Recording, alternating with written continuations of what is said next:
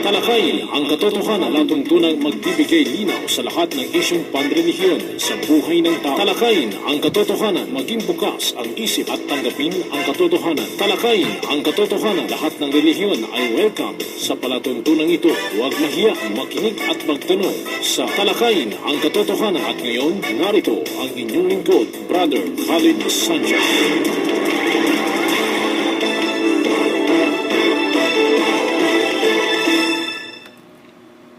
Si Abraham ay hindi isang Hudyo, gayon din naman siya ay hindi isang Kristiyano. Datapwat siya ay isang tunay na Muslim na Hanifa, nananalig sa pananampalatayang Islam na walang dapat pag-ukulan ng pagsamba maliban kay Allah. At siya ay hindi kabilang sa mga musrikon o yaong mga nagtatambal ng anuman sa pagsamba kay Allah. Quran 3, ang aya ay 67.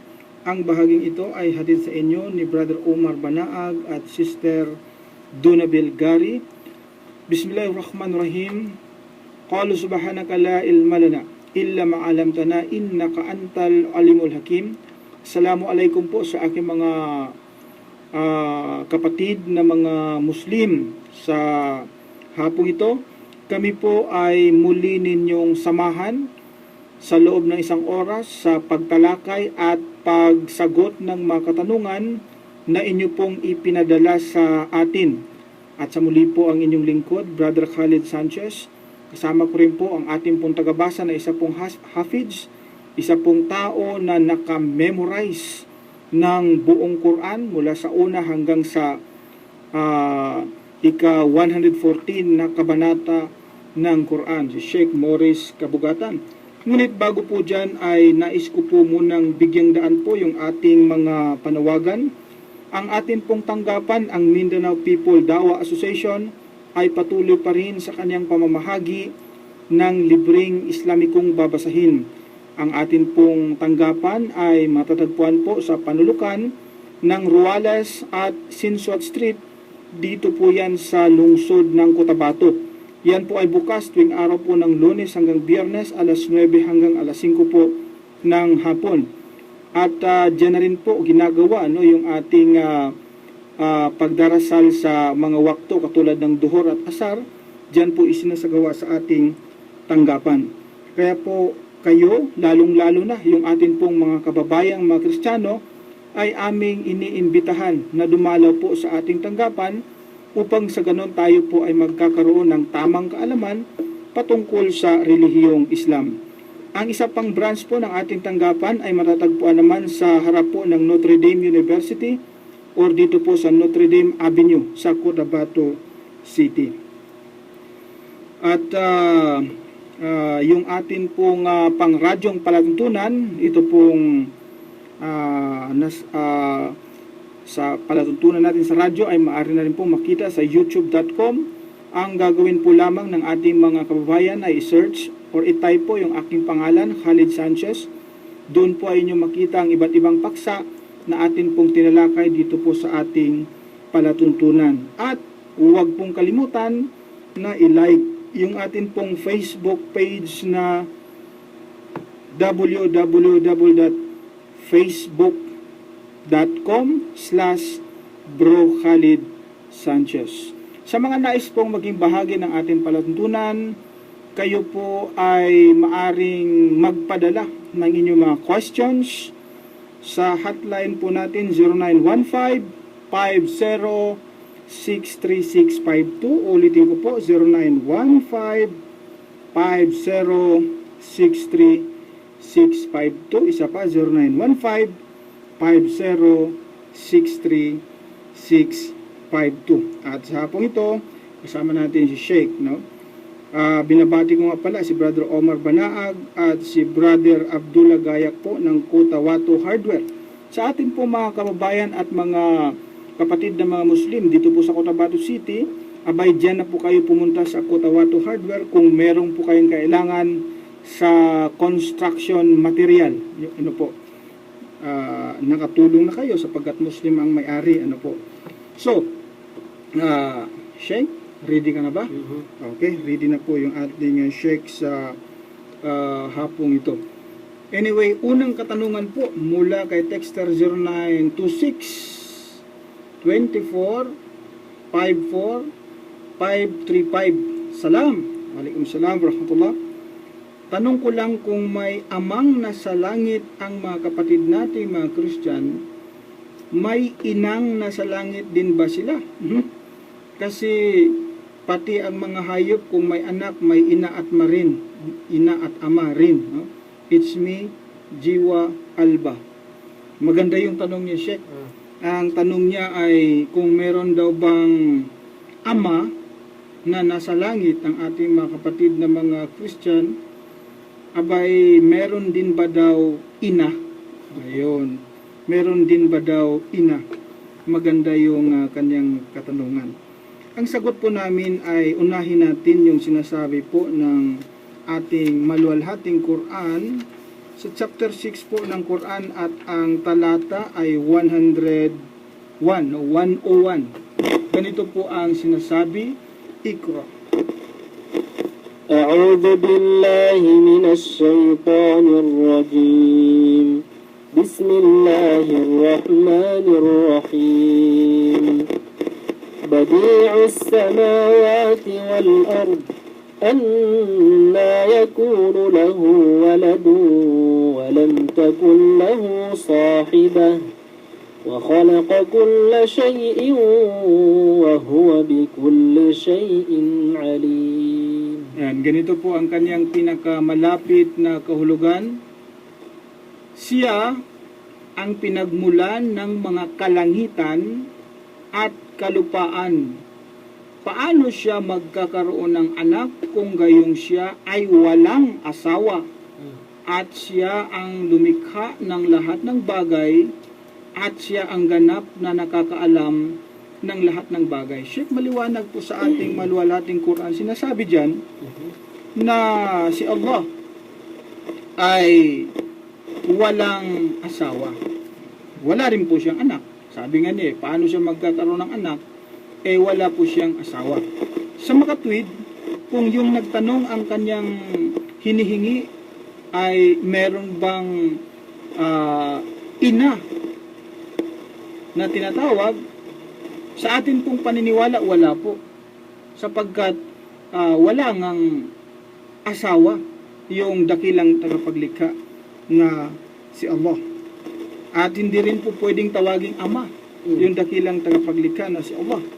Wala po yan sa kanyang asma wa sifa, no?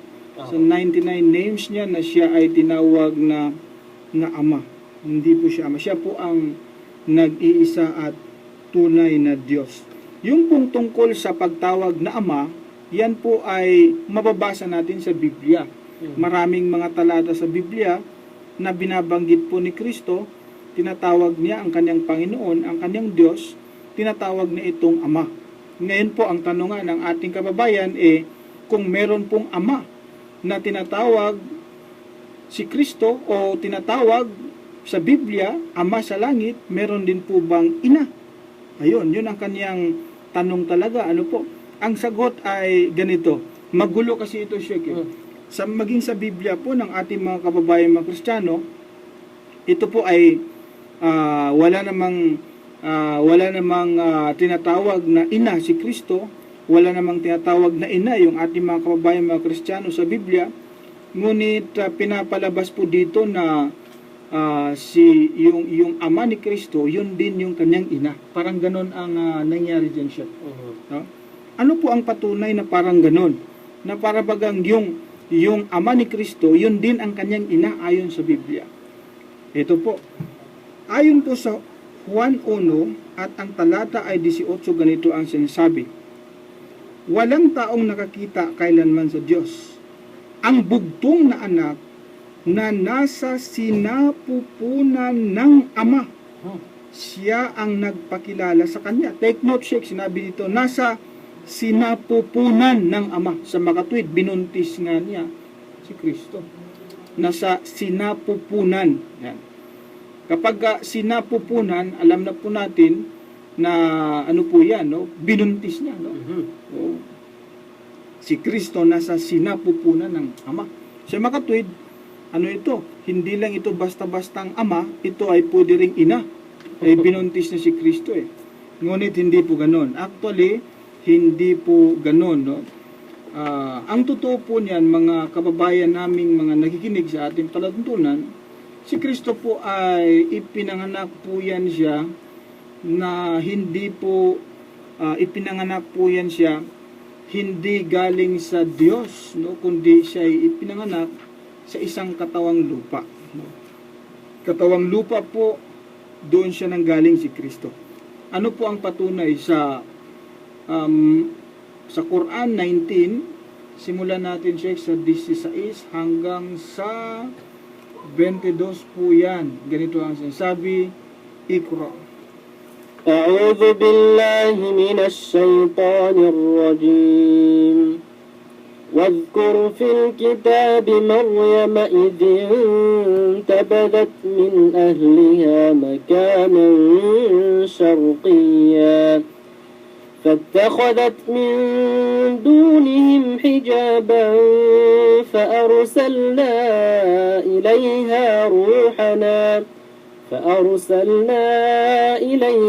روحنا فتمثل لها بشرا سويا قالت إني أعوذ بالرحمن منك إن كنت تقيا قال إنما أنا رسول ربك لأهب لك غلاما زكيا قالت أنى يكون لي غلام ولم يمسسني بشر ولم أك بغيا قال كذلك قال ربك هو علي هين ولنجعله آية للناس ورحمة منا وكان أمرا مقضيا فحملته فانتبذت به مكانا قصيا. Ganito po ang kanyang pinakamalapit na kahulugan. At alalahanin mo ang nasa aklat tungkol kay Maria nang siya ay humiwalay at mapag-isa sa kanyang pamilya sa isang lugar sa gawing silangan 17. Siya ay naglagay ng lambong upang pangalagaan ang kanyang sarili sa kanila. At aming isinugo sa kanya ang aming ruh, ang anghel na si Gabriel, at siya ay tumambad sa harap niya sa anyo ng ganap na tao. Siya, si Maria, ay nagsabi, katotohanang ako ay humihingi ng kaligtasan mula sa pinakamahabagin laban sa iyo, kung ikaw ay may pangangamba kay Allah. 19. Ang anghel ay nagpahayag, ako ay isa lamang sugo mula sa iyong Panginoon upang ibalita sa iyo ang tungkol sa handog na isang matuwid na anak na lalaki. 20. Siya, si Maria, ay nagsabi, paano ako magkakaroon ng anak na lalaki, gayong wala pang lalaki ang nakasaling sa akin? Gayon din ako ay isang malinis na babae. 21. Siya, si Gabriel, ay nagpahayag, kaya't ito ay mangyari. Ang iyong Panginoon ay nagwika, ito ay magaan sa akin, at nais namin na italaga siya bilang isang tanda sa sangkatauhan at isang habag mula sa amin, at ito ay isang bagay na napagpasyahan na sa pag-uutos ni Allah. 22. At siya ay nagdalang tao sa kanya, at siya ay pumaroon na kasama niya ang kanyang dinadala sa kanyang sinapupunan sa isang malayong lugar, alalaong baga, sa Bethlehem na mga 4 hanggang 6 na milya mula sa Jerusalem. Sinasabi po dyan na si Maria po ang nagbuntis kay Kristo. Meaning, si Kristo galing sa sinapupunan ni Maria. Unlike po sa Biblia, galing pala sa sinapupunan ng Ama. Kaya lumalabas po siya na hindi lang niya ama ito, kundi nanay din niya, ina, no? Ngunit hindi po ganyan. In short, sa tunay pong pananampalataya, ang dakilang tagapaglikha ay hindi ama, hindi rin siya ina, ngunit siya po ay tagapaglikha, siya ang Diyos, nag-iisang tunay na Diyos na dapat nating sambahin. At wala pong ama, wala pong ina. Kung meron kang ama o ina, yung nanay at tatay mo na siyang na nakilala mo dito sa mundo, no? Yun sila. Ngunit spiritually, sa pananampalatayang Islam po ay wala pong ganyan. Yan po ang aming kasagutan mula po sa continuation check sa isang Iglesia ni Cristo na nagtanong sa atin. 10 yung kanyang katanungan at sikapin natin na matapos lahat-lahat ang tanong niya, no? Si Richard Reblora. Ang panglimang tanong niya ay ganito po: bakit po sinasabi ninyo na ang lahat ng tao ay isinilang na Muslim? Ngunit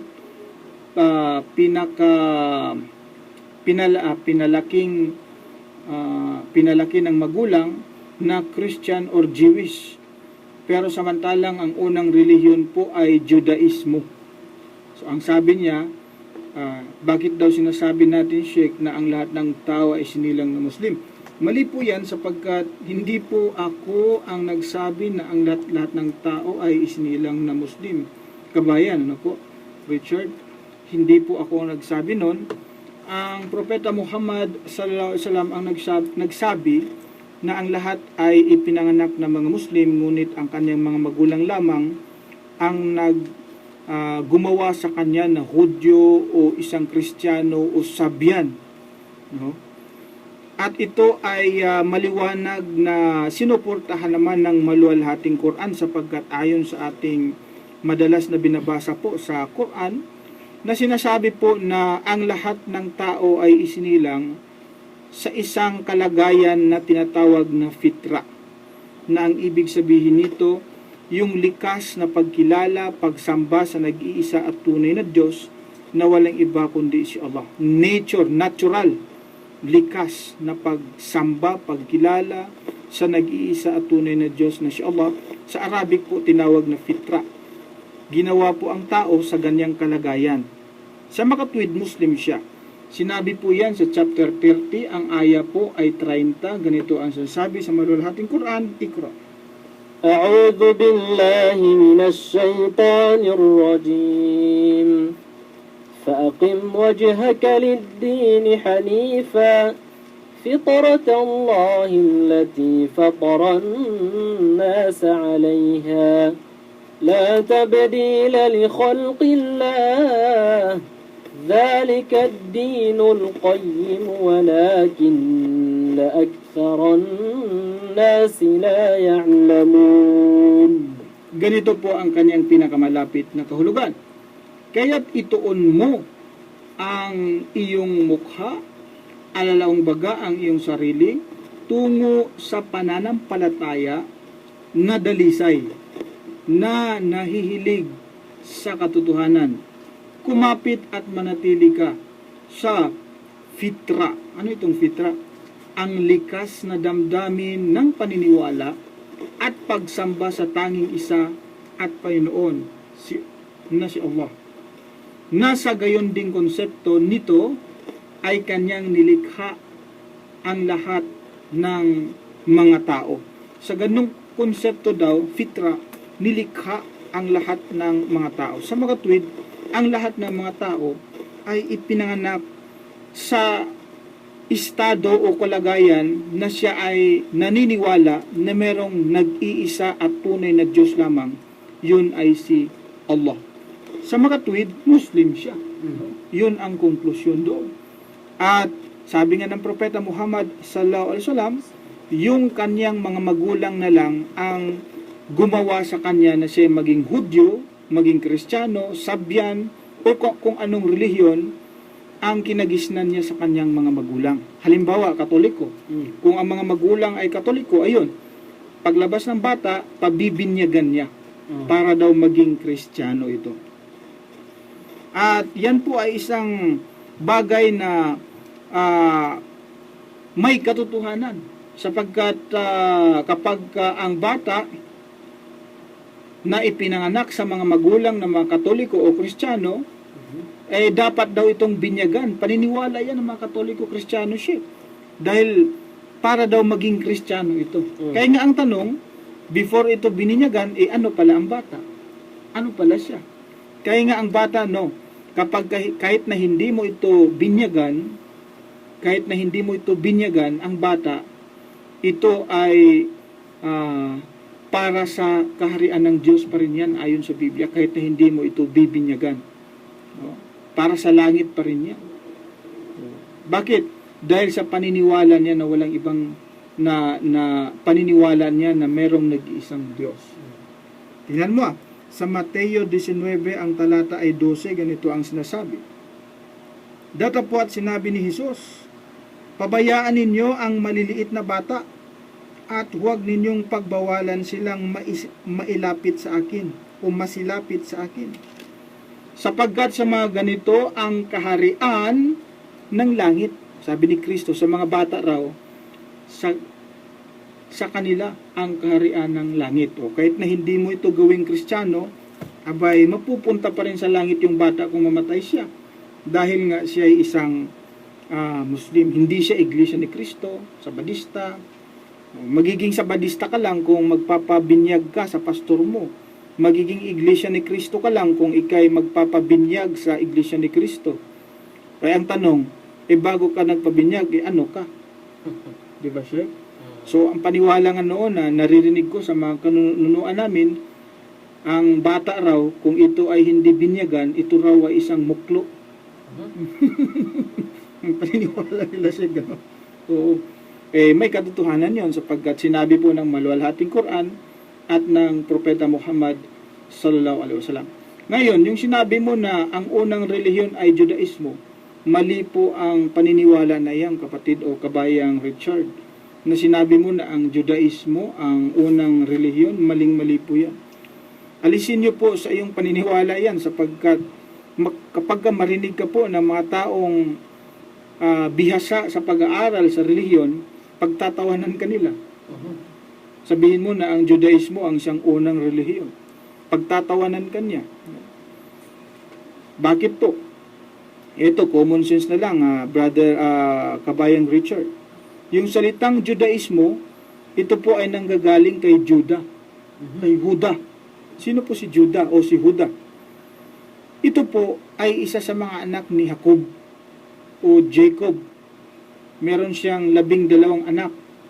At isa doon ay si Juda, na doon nanggaling sa kanya ang salitang Judaismo. O, kita mo? Ngayon, kung wala pa si Juda, ibig sabihin walang Judaismo. Kung wala pa siya. Katulad ba ng Buddhism? Yung salitang Buddhism ay nanggagaling po yan kay Buddha. Siddhartha Gautama Buddha. Kaya nung wala pa si Buddha, walang Buddhism. Diba? Yung salitang Hinduism, diba? Yung salitang Zoroastrianism, o yung Zoroastrianismo na relihiyon, nanggaling yan kay Zoroaster.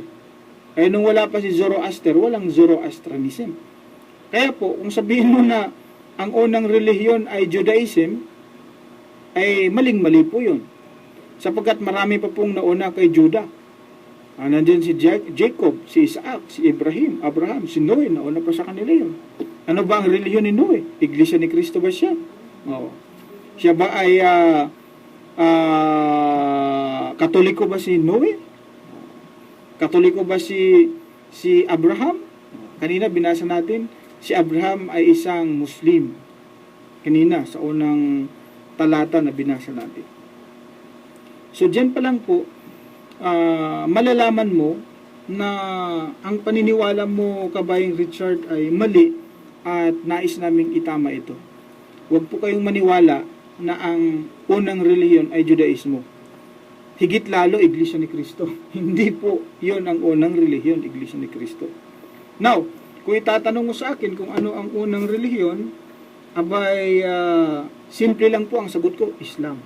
Katulad po ng sinasabi namin, ang lahat pong isinilang o sinasabi ng maluwalhating Quran at ng propeta, ang lahat po ay isinilang sa kalagayan na tinatawag na fitra. Maging si Adam, siya ang unang taong nilikha.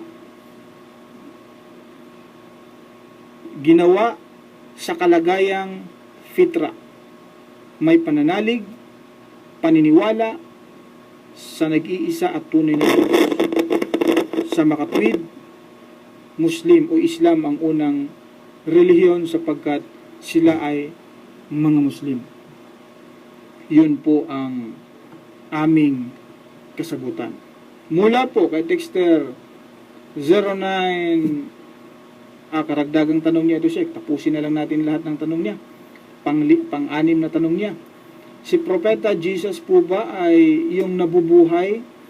Yung nabubuhay ay nagdasal din po ba siya na nakaharap sa Kaaba? Kung magandang tanong ito, Sheikh. Ang tanong niya ay, nung nabubuhay ba si Jesus Christ, alayhi salam, siya daw ba ay nagdasal din na nakaharap sa Kaaba? Ang katotohanan po niyan, kabayang Richard, ito pong Kaaba sa Makkah, no? Para po magkaroon ka ng overview. Ito pong Kaaba sa Makkah, ito po ang unang bahay na itinalaga ng Allah para sa pagsamba ng sangkatauhan. Yan pong pinakauna. Tingnan mo So chapter 3 at ang talata po ay 96 ng Quran. Ganito ang sinasabi. Iqra. أعوذ بالله من الشيطان الرجيم إن أول بيت وضع للناس للذي ببكة مباركا وهدى للعالمين. Ganito po ang pinakamalapit na kahulugan. Katotohanan, ang unang tahanan ng pagsamba na itinalaga sa sangkatauhan ay yaong sa Bakka or Makkah, puspos ng biyaya at isang patnubay sa lahat ng mga nilalang. Para sa sangkatauhan po ang unang itinalaga na bahay dasalan, sambahayan ay ang Kaaba sa Makkah. In fact, mas nauna pa yan siya kaysa sa Masjidil Aqsa, no? Sa Baitul Maqdis sa Jerusalem. Mas nauna pa yan yung sa Kaaba, no? Sapagkat ito ay sa panahon pa ni Adam, abay naporma na yung hill, no? Maliit na hill pa lang yan noon. At ito'y itinindig o rebuild ni Abraham alayhi salam sa kanyang kapanahunan, at hanggang sa panahon natin nandyan siya ngayon. Now, yun pong tanong mo na si Kristo din ba ay kapag siya ay magdasal, siya ay sumasamba, siya din ba ay nakaharap ba siya doon sa Kaaba? Ang Biblia po ay walang record na ganun, Sheikh, na siya ay nakaharap sa Kaaba. Walang record na ganun. Ngunit magkaganon pa man, ako ay naniniwala na si Kristo ay doon nakaharap sa Masjidil sa Baitul Maqdis kapag siya ay nagdarasal. Bakit po? Kasi po, maging sa time po ng Propeta Muhammad sallallahu alaihi wasallam, meron din pong pagkakataon sa buhay ng propeta na siya ay doon siya nakaharap kung siya ay nagdarasal sa Baitul Maqdis, no, sa Jerusalem. At yan mismo ay mababasa natin sa maluwalhating Quran. Ganito po sa chapter 2 at ang talata po ay 144. Ganito yan. Iqra. A'udhu billahi minash shaitanir rajim. قد نرى تقلب وجهك في السماء فلنولينك قبلة ترضاها فول وجهك شطر المسجد الحرام وحيث ما كنتم فولوا وجوهكم شطره وإن الذين أوتوا الكتاب ليعلمون أنه الحق من ربهم وما الله بغافل عما يعملون. Ganito po ang kaniyang pinakamalapit na kahulugan. Katotohanan na pagmasdan namin ang pagbaling ng iyong mukha tungo sa kalangitan, O Muhammad. Katiyakang ililingon ka namin sa isang kibla na magbibigay kasiyahan sa iyo. Kaya't ilingon mo ang iyong mukha patungo sa direksyon ng Kaaba, banal na bahay dalanginan sa Makkah. At kahit saan pa man kayo naroroon, ilingon ninyo ang inyong mukha sa pag-aalay ng sala sa gayong lugar. Katiyakan, ang angka ng kasulatan, mga Hudyo at Kristiyano ay ganap na nakakaalam na ito ang katotohanan mula sa kanilang Panginoon. At si Allah ay hindi nakakalimot sa kanilang ginagawa. Sa panahon ng Propeta Muhammad sallallahu alaihi wasallam, nung siya ay nasa Madinah Sheikh, no? Ayon sa nabasa ko, mga 16 to 17 months na siya, kapag siya ay nagdarasal, siya ay nakaharap sa Baitul Maqdis, sa Jerusalem. At lagi siyang nag-aantay ng wahi o kapahayagan sa dakilang tagapaglikha na sana ay magbaba ang Allah ng kapahayagan na doon siya haharap na sa Makkah, no, sa Kaaba. Kaya madalas napapatingin siya sa langit at sinabi nga ng dakilang tagapaglikha, nakita niya, no? Nakita niya yung pagtingin ng propeta sa langit na para bagang umaasa siya na ang Allah ay magbaba ng kapahayagan at doon na siya haharap sa Makkah, sa Kaaba sa Makkah sa tuwing siya ay magdarasal. At hindi nga siya binigo ng dakilang tagapaglikha, ibinaba yung talata na binasa ni Sheikh. Yun yung talata. Ibinaba siya. That time, ang propeta ay nagdarasal ng asar? Sa isang masjid sa Madinah. Napuntahan ko ang masjid na yun, Sheikh, yung masjid Qiblatain. Yes, Qiblatain, sapagkat dalawa yung kanyang kibla, no? Yung isa nakaharap sa Baitul Maqdis sa Jerusalem, and then yung isa doon sa Makkah.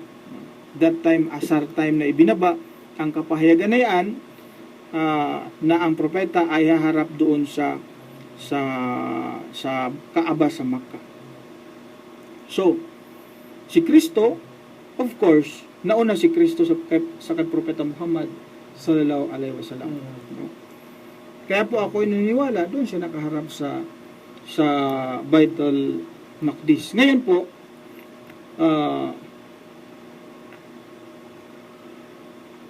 sa Biblia, mababasa natin na kahit saan na lang yung tao humaharap. Itong mga Kristiyano sa panahon natin, Sheikh, kahit saan na lang sila nakaharap. Yung kanilang simbahan, kung mapansin mo, paiba-iba ng direksyon. Walang hindi united yung direksyon, yung pagharap nila kung saan sila haharap sa pagdasal sa dakilang tagapaglikha. Hindi united, no? Yung iba nakaharap sa, meron pa ako nakita, nakaharap sa comfort room. Astagfirullah. Iba sa comfort room nakaharap. Sa Biblia, meron ding mabasa diyan na nakaharap sa dingding. Kapag ka magdasal, kaharap sa dingding.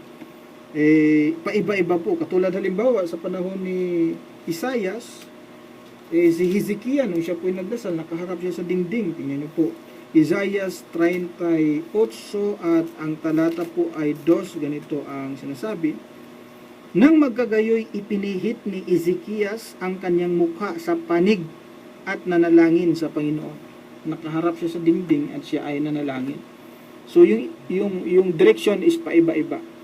Yung mga Orthodox Church, yung Greek Orthodox, kasi hindi lang naman Kristiyano ang nandito sa mundo na relihiyon. Meron pang Greek, no?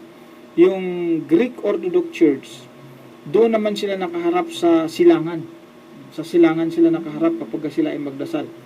Dahil ang paniniwala nila na si Kristo sa kanyang muling pagbabalik, siya ay bababa sa silangang bahagi ng mundo. sa silangan. At nung pumunta raw yung tatlong Magi, hinanap nila si Kristo, natagpuan nila ito nung ipinanganak si Kristo, ay natagpuan nila sa parting silangan. Yan nga sa Jerusalem. Kaya yung Orthodox, sila ay nakaharap sa silangan. Yung mga Hudyo naman ngayon, sila ay nakaharap sa pader. Pader din. Yung Wailing Wall doon sa Jerusalem. No? Doon sila nakaharap. 'Di ba yung meron doong Dome of the Rock, no? Sa taas yung Dome of the Rock, din sa baba noon, parang merong wall doon nakaharap ang mga Hudyo. Ngunit sa panahon po natin, tayo po ay dapat na maniniwala sa huling propeta na si Propeta Muhammad sallallahu alaihi wasallam. Kung saan po siya ngayon nakaharap sa pagdarasal, dapat doon din po tayo. Maganda yan, Sheikh. Magandang siya actually, kung titingnan mo, magandang disiplina. United. Iisang direction lamang. So, yan ang tunay na one direction. Hindi yung banda na one direction. Yan ang tunay na one direction. Islam is one direction. Diba? Yan ang tunay na one direction Islam. Sapagkat sa pagsamba po, iisa lamang ang direksyon na hinaharap doon sa unang bahay na itinalaga para sa pagsamba ng sangkatauhan. Okay, iyan po ang aming kasagutan. Sunod na tanong ni Richard. Sabi niya ganito. Pang-pitong tanong niya ito, Sheikh. Si Prophet Jesus po, bukod sa propeta at tao lang din, ano po ang papel niya sa Islam? Kasi alam ko po na naniniwala kayo na siya ang bumaba mula sa langit. Ano daw ang kanyang papel?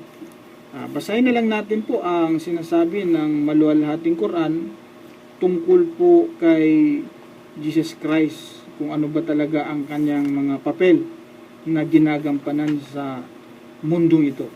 Unahin natin, Sheikh, ang chapter 4 ng Quran. Take note din po, sa chapter 4 po yan, at ang talata po ay 171. Ganito ang sinasabi, Iqra. أعوذ بالله من الشيطان الرجيم يا أهل الكتاب لا تغلوا في دينكم ولا تقولوا على الله إلا الحق إنما المسيح عيسى بن مريم رسول الله وكلمته ألقاها إلى مريم وروح منه فآمنوا بالله ورسله ولا تقولوا ثلاثة انتهوا خيرا لكم إنما الله إله واحد سبحانه أن يكون له ولد له ما في السماوات وما في الأرض وكفى بالله وكيلا. Ganito po ang kanyang pinakamalapit na kahulugan o angkan ng kasulatan, mga Hudyo at Kristiyano. Huwag kayong magmalabis sa hangganan ng pananampalataya at huwag din kayong magsabi ng tungkol kay Allah maliban sa katotohanan. Ang Mesiyas, ito na ang papel ni Kristo siya. Ang Mesiyas na si Jesus. Si Jesus daw, siya daw ay Mesiyas. Ang anak ni Maria, sa makatuwid tao, ay hindi hihigit pa sa isang sugo ni Allah. Yun, Rasulullah at kanyang salita na kalima.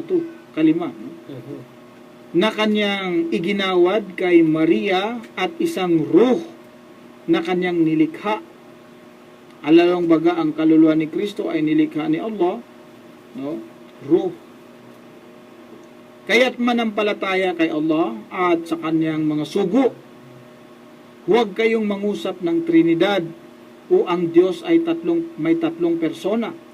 Magsitigil na kayo sa ganitong pananalita. Ito ay higit na mainam sa inyo, sapagkat si Allah ang tanging nag-iisang Diyos. Ang kaluwalhatian ay sa Kanya, higit siyang mataas kaysa sa lahat upang magkaroon ng anak. Sa Kanya ang pag-aangkin ng lahat ng nasa kalangitan at lahat ng nasa kalupaan. At si Allah ay sapat na upang maging tagapamahala ng lahat ng mga pangyayari. Sinasabi po dito ang papel niya, siya ay Mesiyas, anak ni Maria, sugo ng Allah, siya ay isang ruh, isang salita o kalima. Yan po yung mga papel ni Kristong kanyang ginagampanan. No? Dagdagan pa natin na sinabi rin po na ipinahayag ng maluwalhating Quran, at si Kristo pa mismo ang nagpahayag sa chapter 19, ang talata ay 30, ganito ang sinasabi, Iqra. أعوذ بالله من الشيطان الرجيم قال إني عبد الله آتاني الكتاب وجعلني نبيا. Sa kanyang pinakamalapit na kahulugan, siya, si Jesus ay nagpahayag, katotohanan ako ay isang alipin ni Allah. Yun, alipin din pala siya ni Allah. Hindi siya Panginoon ni Allah, kundi siya alipin ni Allah. Abdullah. Ako ay kanyang binigyan ng kasulatan at ako ay hinirang niya na isang propeta. Yun si Jesus Christ. Wala ka mabasa na siya ay Diyos. Wala ka rin mabasa sa maluwalhating Quran na siya ay Panginoon. Taliwas po sa paniniwala ng Iglesia ni Cristo, although hindi nila pinaniwalaan na si Kristo ay Diyos, Sheikh, ngunit tinatawag nila si Kristo na Panginoon. Oo, tinatawag nilang Panginoon. Si Kristo po ay hindi Panginoon. In fact, si Kristo, Sheikh, meron siyang Panginoon. Sino ang Panginoon ni Kristo? Ito po ang Panginoon ni Kristo. Siya rin po ang nagsabi nito kung sino ang Panginoon ni Kristo. Sa chapter 19, ang talata ay 36. Ganito ang sinasabi, Iqra. أعوذ بالله من الشيطان الرجيم وإن الله ربي وربكم فاعبدوه هذا صراط مستقيم. Sa kanyang pinakamalapit na kahulugan at katotohanan si Allah, siya ang aking Panginoon at inyong Panginoon. Kaya't sambahin siya, ito ang matuwid na landas. Sinasabi po, Sheikh, na ang Panginoon daw ni Kristo ay si Allah, na siyang Panginoon din natin. Kaya hindi sinasabi ni Kristo na ako ang inyong Panginoon.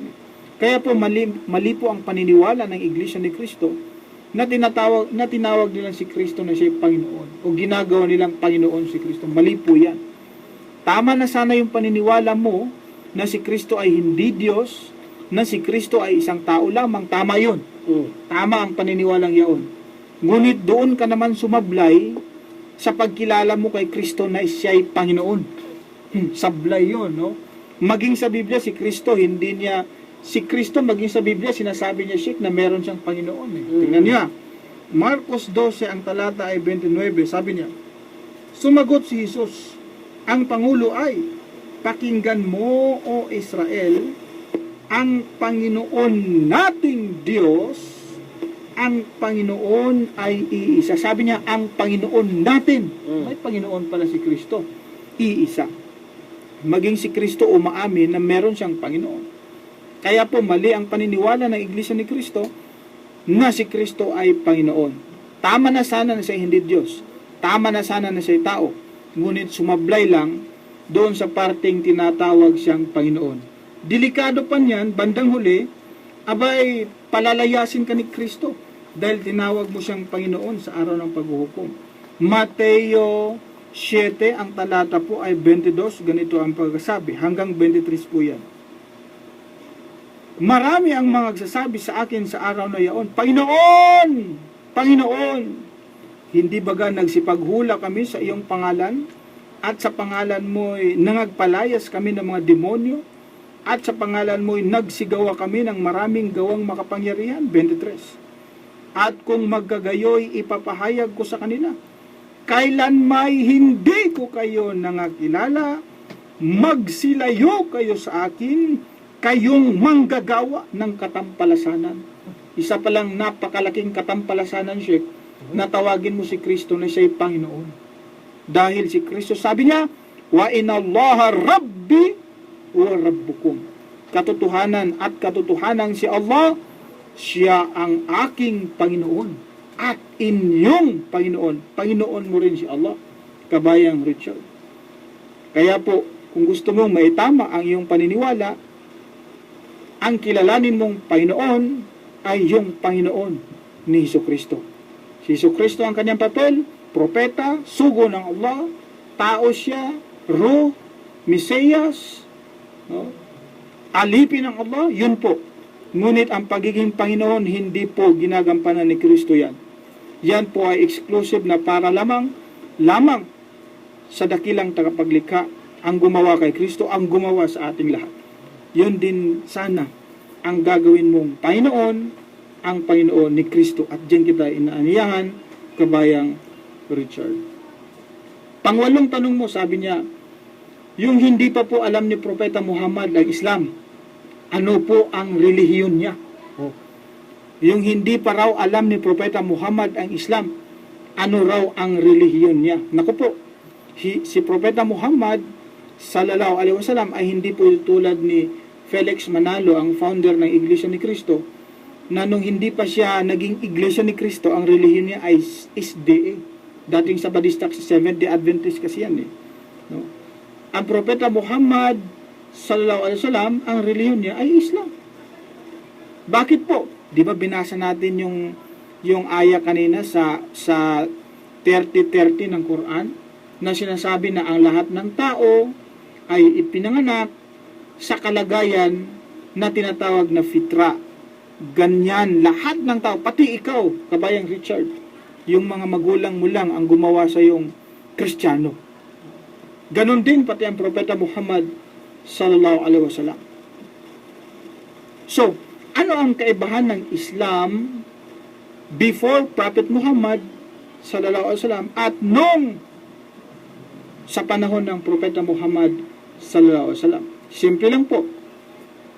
Ang Islam po sa panahon ng Propeta Muhammad sallallahu alaihi wasallam, ito po ay naging ganap, naging kompleto na siya, na din. Ano po ang patunay? Ipinahayag ng dakilang tagapaglikha. So chapter 5, ang talata po ay ako na magbabasa siya, no? Dito po yan sa 5 verse 3. Ganito ang sinasabi. Sabi niya, Al-yawma akmaltu lakum dinakum wa atmamtu alaykum ni'mati wa raditu lakumul Islam dina. Ganito po ang kanyang pinakamalapit na kahulugan. Ito yung pinakahuli aya na ipinahayag sa Propeta Muhammad sallallahu alaihi wasallam, di ba? Sabi, sa araw na ito ay pinaging ganap ko ang inyong relihiyon para sa inyo. This day I have perfected my religion for you. At nilubos ko ang aking paglingap sa inyo at aking itinakda sa inyo ang Islam bilang inyong relihiyon. Sa panahon ng propeta, nung siya ay patapos na sa kanyang misyon, ay naging ganap, naging kompleto po ang Islam. Sa makatuwid, before him, ang Islam pala na din ay hindi pa kompleto. Maraming kulang. Of course, siya nga ang huling propeta eh. Kaya sa kanya na kompleto ito. Ngayon, sinasabi ko na before Prophet Muhammad sallallahu alaihi wasallam ang Islam ay hindi pa kompleto. Bakit? Maraming itanong sa akin, bakit? Islam din pala, Islam din ba ang relihiyon ng mga naunang propeta bago kay Propeta Muhammad sallallahu alaihi wasallam? Ang sagot ko ay opo. Maging si Kristo, ang relihiyon po niya ay Islam, hindi po Iglesia ni Kristo. Maging sa panahon po ni Kristo, sa panahon po ng maging sa panahon ni Noe, no? In fact, lahat nga po sila, ang relihiyon nila ay Islam. Ano po ang patunay? Sa chapter 42 ng Quran, ang talata po ay 13, ganito ang sinasabi, Iqra. أعوذ بالله من الشيطان الرجيم شرع لكم من الدين ما وصى به إبراهيم نوحا والذي أوحينا إليك وما وصينا به إبراهيم وموسى وعيسى أن أقيموا الدين ولا تتفرقوا فيه كبر على المشركين ما تدعوهم إليه الله يجتبي إليه من يشاء ويهدي إليه من ينيب. Ganito po ang pinakamalapit na kahulugan. Siya, si Allah, ang nagtakda sa inyo ng gayon ding relihiyon, Islam, din, na kanyang itinakda o ipinag-utos kay Noah, at gayon din aming ipinahayag sa iyo o Muhammad, at gayon din ang aming ipinahayag kay Abraham, kay Moises, at kay Jesus, na nagsasabi kayo ay mananatiling matintiman sa relihiyon, din, pananalig. At huwag kayong gumawa ng pagkabahabahagi. Sinabi po sa talata na ang dakilang tagapaglikha si Allah, siya raw ang nagtakda ng relihiyong Islam na kanyang ibinigay kay Noah, na kanya ring ibinigay kay Propeta Muhammad sallallahu alaihi wasallam, at ito rin ang kanyang relihiyong ibinigay kay Moises, at maging kay Jesus, Islam din pala ang kanilang relihiyon. Sinabi ng Allah, si Moises, kaya nga si Kristo hindi siya Roman Catholic. Hindi Roman Catholic ang relihiyong dala ni Kristo. Kasi Roman Catholic, it means galing sa Roma, sa Rome, sa Italia. No. Eh, hindi naman taga-Roma si Kristo, taga-Jerusalem siya. Hindi rin Iglesia ni Kristo. Ang Iglesia ni Kristo ay gawa lamang ni Felix Manalo noong 1914. Tingnan mo, kabayang Richard. Subukan mong tingnan sa Securities and Exchange Commission. Tingnan mo doon. Dahil lahat po ng record ng mga institusyon, mga organisasyon, mga relihiyon na sumulpot po sa Pilipinas, nakarehistro yan sa SEC, doon sa Securities and Exchange Commission. Nakaregister yan doon, at tingnan mo kung sinong founder na nakasulat doon. Hindi mo makikita doon ang pangalang Jesus Christ. Ang makita mo doon, nagtatag founder niyan is si Felix Manalo noong 1914. Anong alam ni Kristo sa reliyong itinatag ni Felix Manalo? Anong alam niya? Ni hindi nga niya kilala ito, ni hindi nga niya ito na-meet, ni hindi nga mabasa sa Biblia yung salitang Felix Manalo. Wala sa Biblia yun. No? Kaya po, kung ikaw ay tunay na naghanap po ng kaligtasan para sa iyong kaluluwa, iiwan mo na ang reliyong yan at umanib ka doon sa relihiyon ni Jesus Christ. Walang iba kundi ang Islam, na ang ibig sabihin, ang Islam ay pagsuko, pagpapailalim sa kagustuhan ng dakilang tagapaglikha. No? Ngayon, ito pang siyam na tanong niya, Sheikh. Sabi niya, may ilan nagsasabi na si Propeta Jesus ay malayong pinsan ni Propeta Muhammad, kaya ninakaw daw ang Biblia at ginawang Quran. Malayong pinsan. Ganito po yan, no? Ito, malayong pinsan. Totoo po na sila ay malayo nga talaga. Dala ko ngayon itong isang aklat na ang title is Nang Mahati ang Buwan. Ito po ay talambuhay ng Propeta Muhammad sallallahu alaihi wasallam, isang aklat, Siratun Nabi. At nakasaad po dito ang genealogy. Ibig sabihin, yung tala ng lahi ni Propeta Muhammad sallallahu alaihi wasallam. Ito po ay nasa page 21 po yan. Ganito po ang sinasabi. Ang title niya, si Muhammad sallallahu alaihi wasallam, nang hindi pa propeta, kapitapitagang ninuno ng propeta. Ito, mga ibig sabihin, mga ancestor ng propeta. Mhm.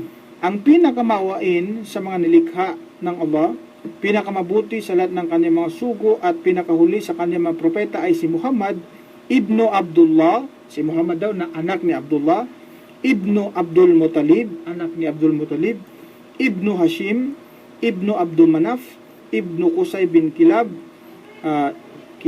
ibnu Murrah, ibnu Ka'ab, ibnu Lu'ay, ibnu Ghalib, ibnu Fir, ibnu Malik, ibnu Nadir, ibnu Kinana, ibnu Uzaima, ibnu Mudrika, ibnu Ilyas, ibnu Muzar, ibnu Nizar, ibnu Ma'ad, ibnu Adnan.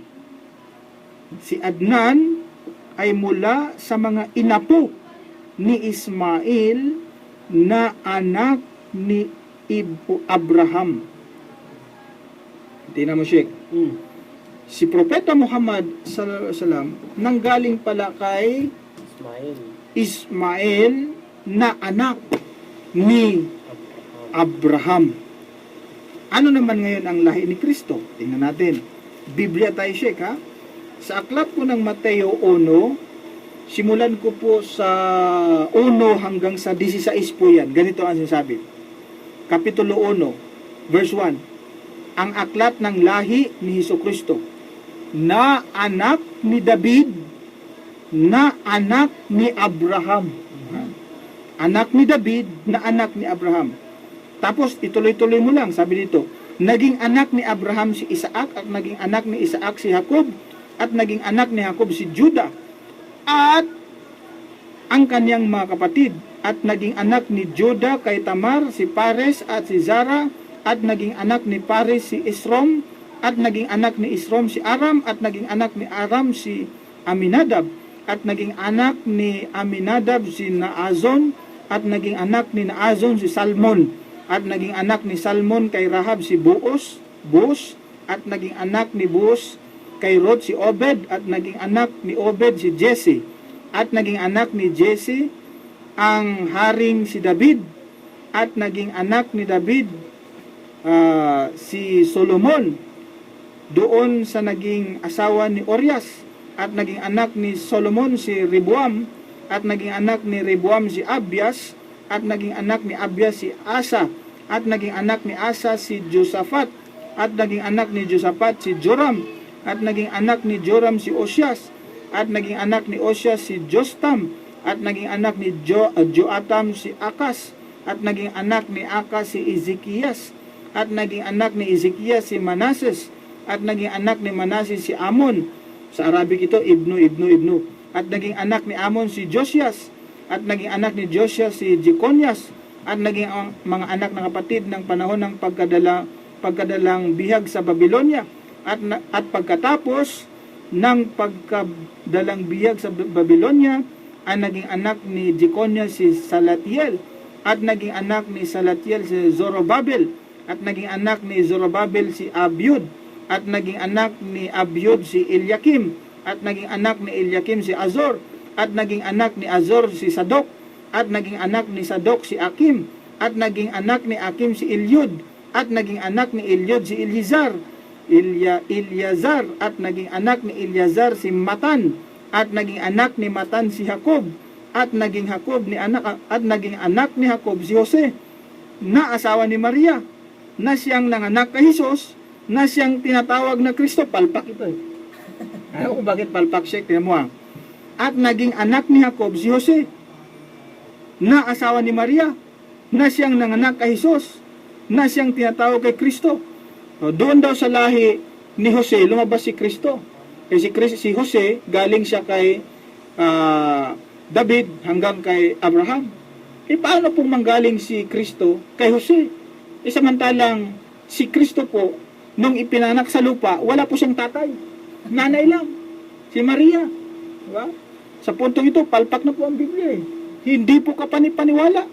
Bakit hindi ka panipaniwala? Basahin mo ulit. Kabayan, kung may Biblia ka dyan, pwede mong basahin ulit.